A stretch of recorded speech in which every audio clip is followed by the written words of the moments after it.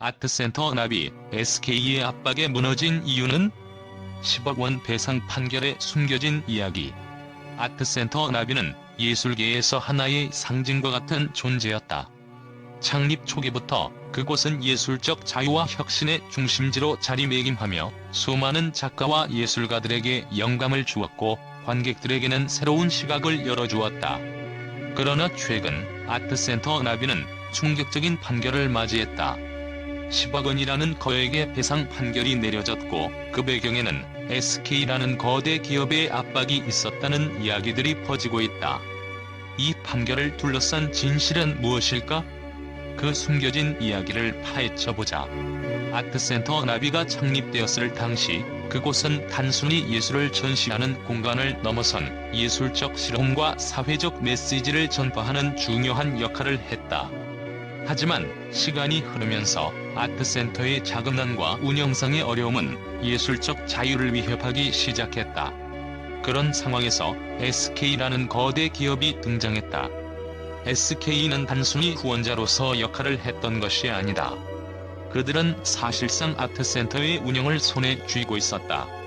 아트센터 납이의 창립 초기부터 비공식적으로 많은 후원금이 SK에서 지원되었고 이는 아트센터가 점점 그들의 영향력 아래로 들어가게 만든 요인 중 하나였다.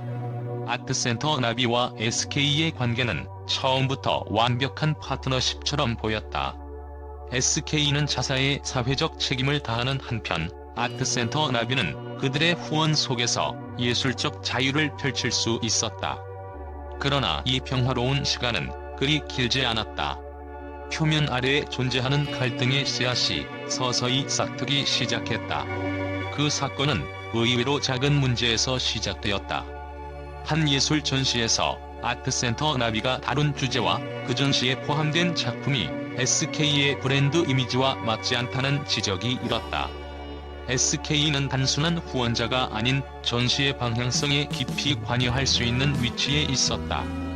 그들은 예술을 지원하는 명목하에 그들의 상업적 이익과 기업 이미지를 고려하지 않을 수 없었다. 이러한 상호작용 속에서 작은 충돌이 발생했다. 아트센터 납이는 예술적 메시지를 고수하고 싶었지만 SK는 그들이 원하는 대로 작품이 상업적 미학에 부합하길 요구했다. 이 갈등은 표면상으로는 단순한 의견 차이로 보였지만 그 이면에는 예술의 자유와 상업적 현실 사이에서 일어나는 충돌이 있었다. 아트센터 납이는 그들의 창작물에서 상업적 영향을 배제하고자 했고 SK는 자신들의 기업 이익을 고려하여 작품의 방향성을 제시하려 했다. 그리고 바로 이 순간 두 세계의 충돌이 시작된 것이다. SK는 후원자로서의 역할을 넘어 자신의 이미지에 맞지 않는 예술 작품에 대해 강한 불만을 표출했다. 그들은 자신들의 상업적 가치와 맞지 않는 내용이나 스타일을 용납할 수 없었고 이는 결국 갈등의 전환점을 만들었다. 양측의 의사소통은 점점 더 경직되었고 의견 차이는 더욱 깊어졌다. 예술을 보호하려는 아트센터 납이의 입장과 상업적 이미지를 최우선시하려는 SK의 입장이 충돌하면서 이 문제는 단순히 논쟁이 아닌 법적 싸움으로 발전하게 되었다. 이 갈등이 법정까지 이어지게 된 이유는 양측이 서로의 입장을 양보할 수 없었기 때문이다. SK는 자사의 상업적 이미지와 이익을 최우선으로 생각하며 아트센터 납이의 예술적 자유를 억제하려 했고 아트센터는 예술적 독립성을 지키기 위해 싸웠다. 그 작은 충돌은 점차 커져만 갔고 결국 법정에서의 배상 판결이라는 큰 결과로 이어지게 된 것이다. 결국 이 사건은 단순한 예술적 갈등이 아니었다. 이는 상업적 압박이 예술적 창작에 미치는 영향, 그리고 상업적 이해관계가 예술의 본질을 어떻게 변화시킬 수 있는지를 보여주는 상징적인 사례로 남게 되었다. 작은 충돌이 큰 결과로 이어진 이유는 그 충돌이 단지 한 번의 의견 차이를 넘어서 예술과 상업의 본질적 충돌을 드러냈기 때문이다. 이 사건에서 중요한 점은 단순한 상업적 이해 충돌이 아니라 예술적 자유와 상업적 압박 사이의 심리적 경계가 무너졌다는 것이다.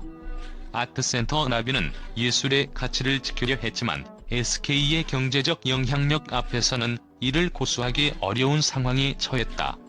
결국 법원은 아트센터에게 거액의 배상금을 부과하게 되었다. 그 배경에 숨어있는 것은 단순한 계약서의 분쟁이 아니라 예술의 자유와 상업적 현실 사이에서의 치열한 전쟁이었다. 10억 원의 배상 판결은 단지 한 사건의 결과일 뿐이다. 그러나 그 배경에는 예술계와 상업계의 관계가 어떻게 얽히고 얽히는지를 보여주는 상징적인 사건이 담겨있다. 아트센터 나비는 그 자체로 예술적 자유의 상징이었다. 그러나 이 사건을 통해 우리는 예술이 상업적 압박을 받게 될 때 그 자유가 얼마나 취약해질 수 있는지를 깨닫게 된다. 그럼에도 불구하고 아트센터 나비는 아직 끝난 것이 아니다. 이 사건을 계기로 예술계에서는 더 큰 논의가 일어나고 있으며 예술적 자유와 상업적 현실 사이의 균형을 맞추려는 시도가 계속되고 있다. 아트센터 나비의 사태가 단순히 한 기관의 실패로 끝날 것인지 아니면 예술계 전체의 중요한 전환점을 의미할 것인지는 앞으로의 전개에 달려있다. 아트센터 나비의 10억 원 배상 판결은 그 자체로 충격적인 사건이지만 그보다 더 중요한 것은 이 사건이 예술계와 상업계 그리고 그 사이의 갈등을 어떻게 드러내고 있는가이다. 상업적 압박에 의해 예술적 자유가 무너졌다는 사실은 예술을 사랑하는 사람들에게 경고의 메시지를 던지고 있다. 앞으로 우리는 예술이 더 이상 경제적 힘에 휘둘리지 않고 독립적이고 자유로운 창작의 장이 될 수 있도록 함께 노력해야 할 것이다. 이 사건에 대한 언론의 반응은 예상 밖의 충격적인 반응으로 이어졌다. 처음에는 단순히 기업과 예술기관 사이의 갈등으로 시작된 이야기였지만 시간이 지날수록 이 사건은 예술계와 상업계 간의 근본적인 충돌을 드러내며 큰 논란을 일으켰다. 언론은 이 사건을 두고 여러 가지 각도에서 해석하며 그 여파가 예술계에 미칠 영향을 예의주시했다. 예술의 자유, 상업적 압박에 무너진 현실이라는 주제로 많은 언론이 이 사건을 다루었다. 주요 매체들은 아트센터 나비가 겪은 법적 분쟁을 예술의 본질을 지키려는 노력과 기업의 상업적 이익이 충돌하는 대표적인 사례로 분석했다. 그들은 아트센터 나비의 배상 판결은 단순한 계약 분쟁을 넘어 예술계와 상업계의 권력관계를 그대로 드러낸 사건이라고 평가하며 사건의 본질을 파헤쳤다. 또한 일부 언론에서는 SK의 압박이 예술을 상업화시키려는 시도로 볼 수 있다며 비판적인 목소리를 냈다. 이들은 SK가 후원자로서 역할을 넘어서 예술적 결정에까지 영향을 미친 점을 문제 삼았다. 기업의 상업적 이익이 예술을 억압하는 현실, 아트센터 나비가 그 희생양이 된 것이라는 자극적인 헤드라인이 등장하며 예술계 내부의 불만을 대변했다. 반면 일부 보수적인 매체는 예술과 상업의 경계를 허물 수 없다며 SK의 입장을 옹호하기도 했다. 그들은 예술의 자유도 중요하지만 기업의 상업적 성공과 이미지도 중요한 부분이라며 SK가 예술적 방향성을 제시한 것은 정당한 일이었다는 주장을 펼쳤다. 예술이 상업적 현실을 반영하지 않으면 결국 시장에서 살아남을 수 없다는 논리는 일부 대중에게는 공감을 얻기도 했다.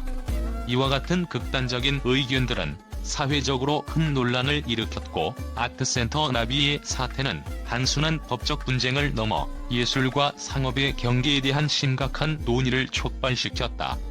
이 사건을 통해 언론은 예술계 내부에서 일어나는 갈등의 본질을 끄집어내며 그동안 논의되지 않았던 예술의 자유와 상업적 압박 간의 긴장 관계를 더욱 부각시켰다.